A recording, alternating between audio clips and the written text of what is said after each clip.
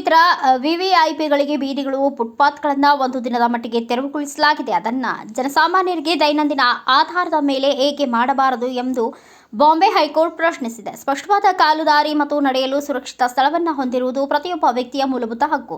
ಅದನ್ನು ಒದಗಿಸಲು ರಾಜ್ಯ ಅಧಿಕಾರಿಗಳು ಬಾಧ್ಯತೆ ಹೊಂದಿದ್ರು ಎಂದು ನ್ಯಾಯಮೂರ್ತಿಗಳಾದ ಎಂಎಸ್ ಸೋನಕ್ ಮತ್ತು ಕಮಲ್ ಖಾತಾ ಅವರ ವಿಭಾಗೀಯ ಪೀಠ ನಗರದಲ್ಲಿ ಫುಟ್ಪಾತ್ಗಳನ್ನು ಅತಿಕ್ರಮಣ ಮಾಡುವ ಅನಧಿಕೃತ ವ್ಯಾಪಾರಿಗಳ ಸಮಸ್ಯೆಗಳನ್ನು ಪರಿಹರಿಸಲು ಏನು ಮಾಡಬಹುದು ಎಂದು ರಾಜ್ಯವು ನಿರಂತರವಾಗಿ ಯೋಚಿಸುತ್ತಿದೆ ಅಲ್ಲ ಮತ್ತು ಈಗ ತೀವ್ರವಾಗಿ ಏನಾದರೂ ಮಾಡಬೇಕಾಗಿದೆ ಎಂದು ಪೀಠ ಹೇಳಿದೆ. ನಗರದಲ್ಲಿನ ಅಕ್ರಮ ಮತ್ತು ಅನಧಿಕೃತ ಬೀದಿ ಬದಿ ವ್ಯಾಪಾರಿಗಳು ಮತ್ತು ಮಾರಾಟಗಾರರ ಸಮಸ್ಯೆಯ ಬಗ್ಗೆ ಕಳೆದ ವರ್ಷ ಹೈಕೋರ್ಟ್ ಸ್ವಯಂ ಪ್ರೇರಿತವಾಗಿ ವಿಚಾರಣೆ ಕೈಗೆತ್ತಿಕೊಂಡಿತ್ತು. ಸಮಸ್ಯೆ ದೊಡ್ಡದಾಗಿದೆ ಎಂದು ತಿಳಿದಿದ್ದರೂ ರಾಜ್ಯ ಮತ್ತು ನಾಗರಿಕ ಸಂಸ್ಥೆ ಸೇರಿದಂತೆ ಇತರ ಅಧಿಕಾರಿಗಳು ಇದನ್ನು ಸುಮ್ಮನೆ ಬಿಡುವಂತಿಲ್ಲ. ಕೆಲವು ಕಠಿಣ ಕ್ರಮ ತೆಗೆದುಕೊಳ್ಳಬೇಕು ಎಂದು ಸೋಮವಾರ ಪೀಠವು ಕರೆ ನೀಡಿತ್ತು.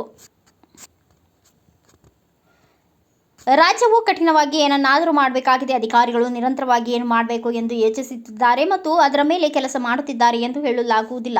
ಇಚ್ಛಾಶಕ್ತಿಯ ಕೊರತೆಯಿಂದ, ಏಕೆಂದರೆ ಇಲ್ಲಿ ಯಾವಾಗಲೂ ಒಂದು ಮಾರ್ಗವಿದೆ. ನ್ಯಾಯಾಧೀಶರು ತರಾಟೆಗೆ ತೆಗೆದುಕೊಂಡಿದ್ದಾರೆ.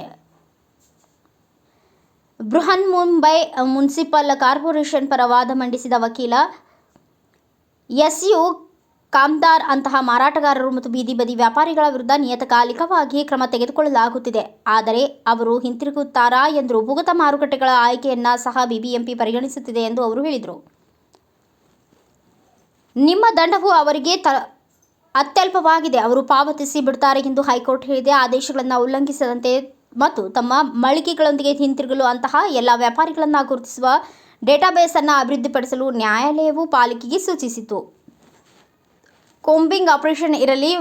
ಒಂದು ಬೀದಿಯಿಂದ ಪ್ರಾರಂಭಿಸಿ. ದೊಡ್ಡ ತೊಂದರೆ ಎಂದರೆ ಗುರುತಿಸುವಿಕೆ. ಅವರು ಗುರುತಿಸಲಾಗದ ಕಾರಣ ಅವರು ಹಿಂತಿರುಗುತ್ತಾರೆ ಎಂದು